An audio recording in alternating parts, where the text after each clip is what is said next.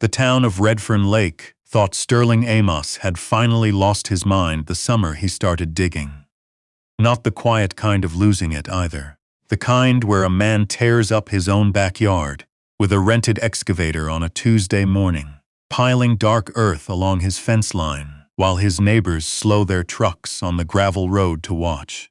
The kind where people cup their coffee at the Lakeview Diner and say things like, "Well, he always was a little off," the way small towns do when they've already decided about a person.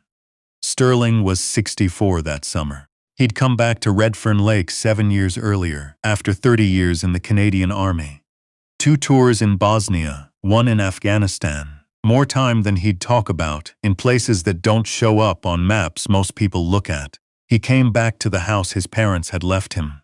The one on the north ridge above the lake, where the spruce trees grew close, and the winters came hard and early. He came back alone, with a duffel bag, a service discharge, and a Belgian Malinois named Scout, who'd been assigned to him during his last posting and who'd retired when Sterling did, as though the dog had simply decided there was no point working for anyone else. Redfern Lake had a population of just under 1,200 people. Most of them knew Sterling, or knew of him. A few remembered him as a boy, skinny and quiet, always disappearing into the bush. But the man who came back wasn't easy to know. He didn't come to the fall fair. He didn't attend the Legion dinners even when the other veterans asked him. He nodded at people in the hardware store, and he paid his taxes on time, and he kept to himself with a thoroughness that the town eventually learned to interpret as arrogance. It wasn't arrogance. Sterling simply had no patience left for things that didn't matter, and in his experience, most things didn't. What did matter to him? The ridge, the house, the 43 acres of spruce and rock around it, and Scout, who slept at the foot of his bed and woke before he did. Every morning, already watching the tree line with those alert amber eyes, as if something important was always about to happen. The summer he started digging, Sterling had spent 3 winters watching the lake valley fill with snow, and then empty again, and 3 springs watching the creek that ran behind the hardware store swell until it lapped at the back steps. He'd listened to the long-range forecasts that the local radio station read out in the same bored voice they used for corn prices and church announcements. He'd read reports that Environment Canada posted online, that nobody in Redfern Lake seemed to read. He'd done the math in his head, the way a man who has spent 30 years planning logistics in difficult terrain learns to do math. What the math told him was that the valley was going to flood. Not maybe. Not eventually, in some abstract generational way that people use to excuse themselves from thinking about it. Soon, badly. So he dug. He dug a cistern, first. 12 feet deep, lined with sealed concrete, large enough to hold 8,000 liters of water. He fitted it with a hand pump and a secondary gravity-fed line that ran into the house. Then he raised the floor of his root cellar and waterproofed the walls, and restocked it with enough dry goods and preserved food to last 4 months. He installed a propane backup for the stove and wired a small solar array to keep the refrigerator and the radio running when the hydro went out, because he knew the hydro would go out. He did all of this methodically, over 2 summers, the way he had once done everything. With a plan, without drama, and without asking anyone's opinion. Redfern Lake had a lot of opinions anyway.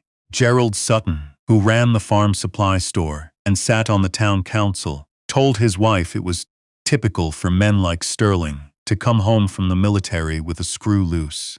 He said it loud enough at the Rotary lunch that 3 other men heard it and agreed. Philip Crown, who owned the marina, called Sterling's property the bunker when he talked about it at the boat launch. There were jokes about tinfoil hats. There were jokes about the end of the world. There were jokes that Sterling probably heard, because sound carries on a lake, and small towns are small. But he didn't respond to any of them. And after a while, people took his silence as confirmation of something they'd already decided. The thing they didn't know, the thing they hadn't bothered to find out, was that Sterling had spent 6 months in a forward operating base in Kandahar, that lost water access for 11 days due to infrastructure damage. 11 days in 42-degree heat. He'd watched men who'd trained for combat come undone over tap water. He'd never forgotten what it felt like to be completely unprepared for the thing that was actually coming. He was not going to be unprepared again. Scout seemed to understand the project, or at least took it seriously. The dog moved alongside him during the digging, inspecting the progress each morning, as though reviewing the work from the day before. When Sterling was on the roof adjusting the solar panel mounts, Scout sat below in the yard and watched the perimeter. When Sterling drove into town for supplies, Scout rode in the passenger seat of the truck and watched the other people on the street with calm, professional attention. People in Redfern Lake were uneasy around Scout. He was a big dog, nearly 30 kilograms, with a short fawn coat and ears that stood straight and turned independently like radar dishes. He didn't bark at strangers, he didn't growl or lunge or give any of the signals that people know how to read. He simply looked at you, steadily, and some people found that harder to bear than aggression. Sterling didn't introduce Scout as a service dog, because Scout wasn't there to manage Sterling's trauma in the way most people imagined service dogs worked. Scout was there because they'd worked together for 3 years in conditions that had required complete trust in another living creature, and that kind of trust doesn't end when the posting ends. They were partners. It was simpler than explaining, and Sterling didn't like explaining. The second summer, after the cistern was done and the cellar stocked, Sterling started on the water barriers. He ordered sandbag forms and the particular geotextile fabric that engineers use for serious flood mitigation, not the cheap stuff sold at hardware stores for hobbyists. He graded the slope on the north side of the property to direct surface runoff away from the foundation. He mapped the watershed of the hill above him with topographic software and installed 2 culverts at precise points to manage overflow. Brendan Alcott, who owned the property adjacent to Sterling's, watched this from his kitchen window and eventually walked over to the fence line to ask what Sterling was doing. Sterling explained it plainly. He showed Alcott the watershed map on his phone and told him about the creek behind the hardware store and the way the valley topography would funnel water once the water table reached saturation point. He told him what Environment Canada had said about snowpack in the mountains to the northwest that winter, and what a rapid melt event combined with heavy spring rainfall would mean for the drainage capacity of the valley. Alcott listened. Then he said, "Well, that all sounds pretty doomsday," and walked back to his house. Sterling went back to work. The flood came on a Thursday morning in April, 14 months after Sterling had finished the cistern.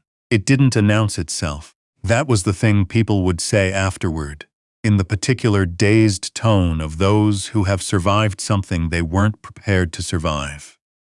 It didn't announce itself. One morning the creek was high but manageable. By noon it had taken the footbridge behind the elementary school. By 4 in the afternoon, the low-lying streets that ran along the valley floor were under 60 centimeters of fast brown water, and the water was still rising. The power went out at 4:17. Sterling knew the exact time because he noted it in the small logbook he kept on the kitchen counter, the same way he'd logged events in the field. He'd been ready since noon, watching the creek levels via the Environment Canada monitoring station that he'd bookmarked on his laptop months ago. When the first street flooded, he'd fired up the propane and filled the largest stock pots with cistern water and begun organizing the cellar by priority. Scout sat near the front door and watched the rain. The road up to the north ridge didn't flood. It was gravel and steep and sat 10 meters above the valley floor. This was not luck. It was why Sterling had chosen to live there. The valley was a different story. Eugene Calloway lived on Lakeview Terrace, one of the low streets that flooded first.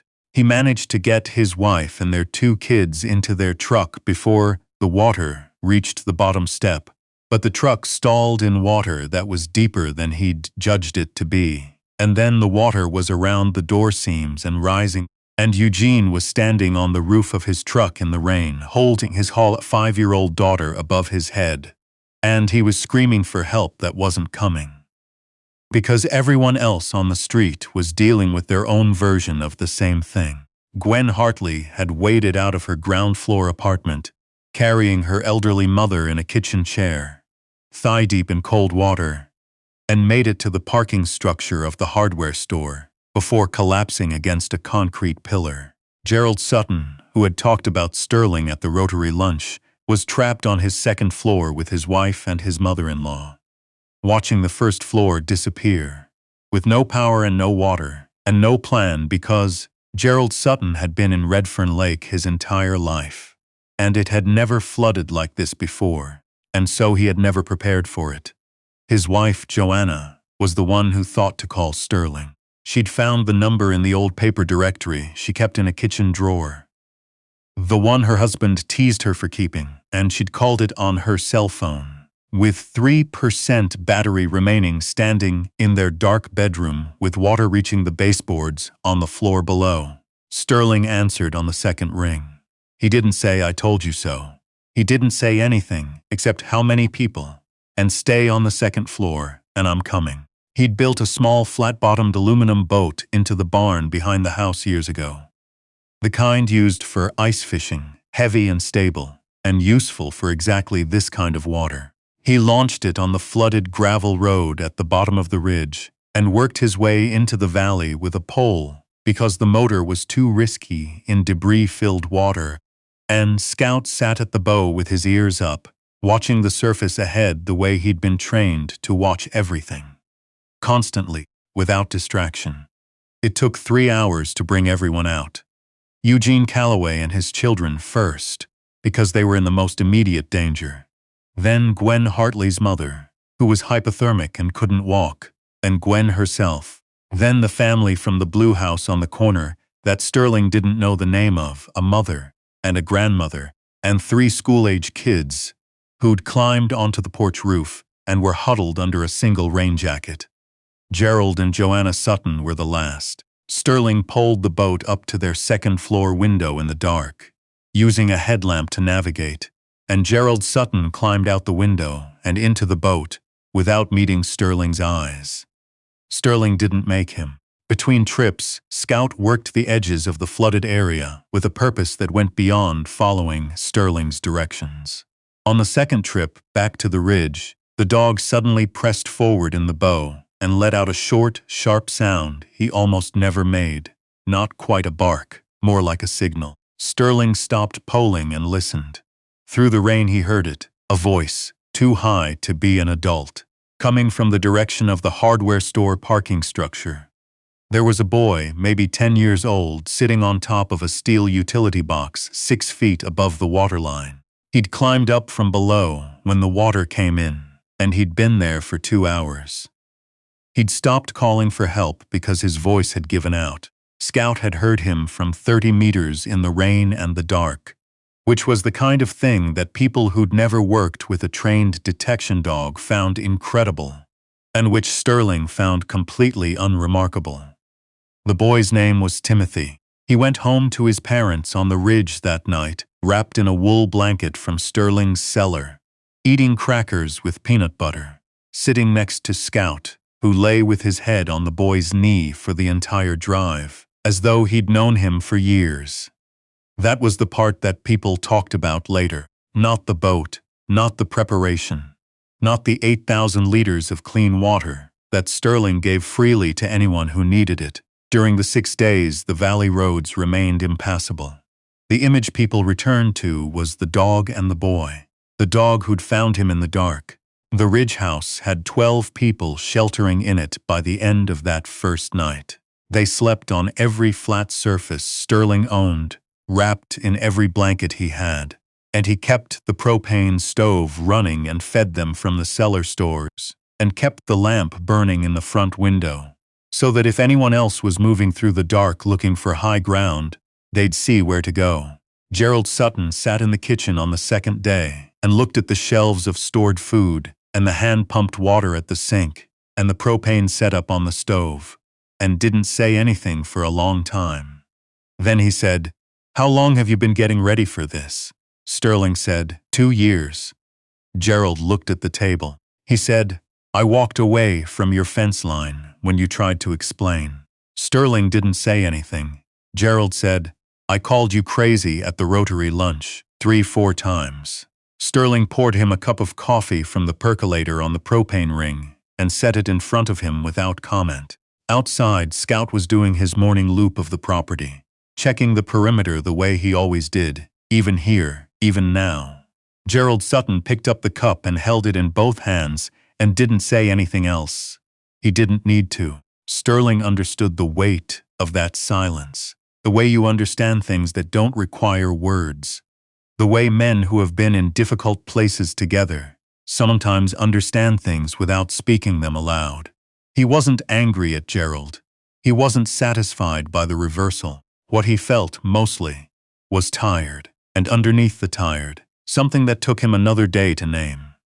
It was grief, he decided. Not for anything dramatic, for the ordinary thing, for how much easier it would have been if even one other person in the valley had prepared. If Alcott next door had built a cistern too, there'd have been enough water for 30 people instead of 12. If the town had mapped the watershed properly and installed the culverts he'd recommended in an anonymous letter to the municipal office 2 years ago, the hardware store basement might not have become a trap for a 10-year-old boy. He grieved that, quietly, while he managed the food stores and kept the lamp lit and made sure everyone on the ridge was warm. On the 3rd day, Scout came in from the yard limping. Not badly, a gash on his left foreleg from something in the debris water during the night patrols he'd been doing along the floodline. Sterling cleaned and bandaged it with the veterinary kit he kept in the cellar, alongside the human first aid supplies. The dog sat absolutely still for the procedure, watching Sterling's face, and then licked his hand once when it was done, which was more emotional expressiveness than Scout usually showed. By the 4th day, the rain had stopped and the water was receding. People started talking about going home, checking damage, figuring out what was salvageable. There were long, hard conversations around Sterling's kitchen table about what was gone and what could be replaced, and who would help whom. Joanna Sutton organized a list of everyone's needs on a legal pad she found in Sterling's desk drawer. Eugene Calloway called his brother-in-law in Kamloops and arranged for a truck and a generator. The grandmother from the blue house on the corner, whose name was Helen, turned out to have been a registered nurse before she retired, and she quietly took over, monitoring the hypothermic people with a competence that made Sterling trust her immediately.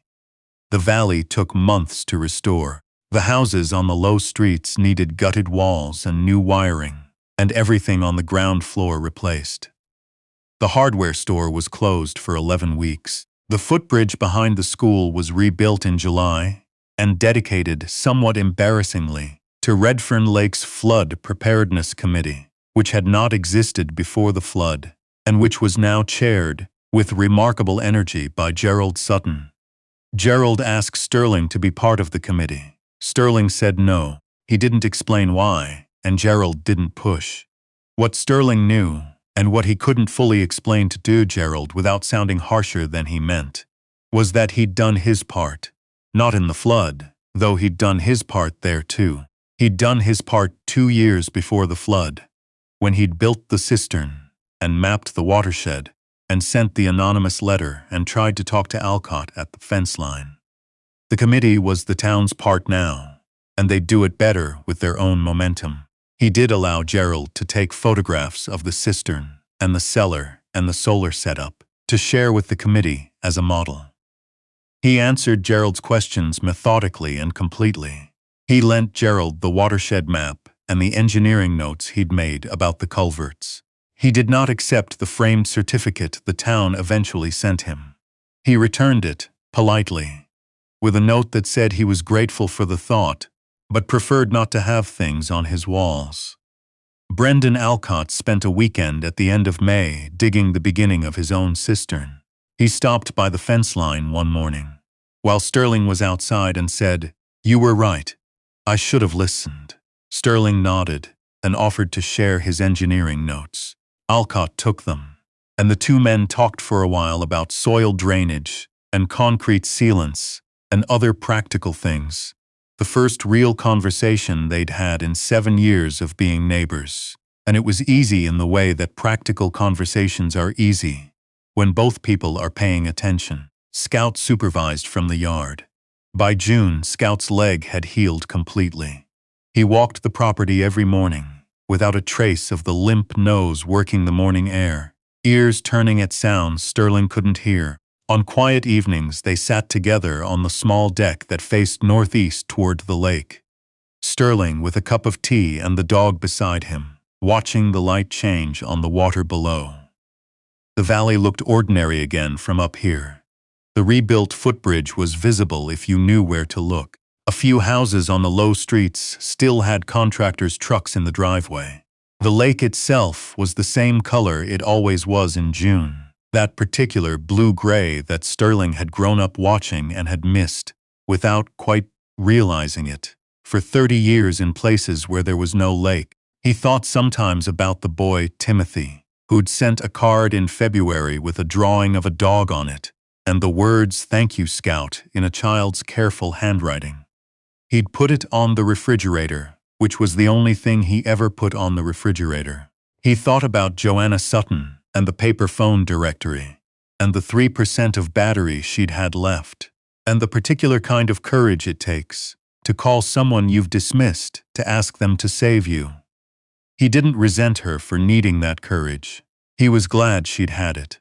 He thought about the grandmother, Helen, who had checked pulses in the dark without being asked and organized medications by type in a margarine container she found in the kitchen cupboard and never once complained. Not once in 6 days, and who had shaken his hand when she left and looked at him with the clear, direct look of someone who understood what had happened and what it had cost. He didn't think much about the certificate, or the committee, or the opinions at the Rotary lunch. Those things had lived in other people's minds, not in his, and they were as gone as the floodwater now. What remained was the ridge, the house, the stores that needed restocking, which he was already doing, item by item, working his way through a new list with the same methodical attention he'd given the first one.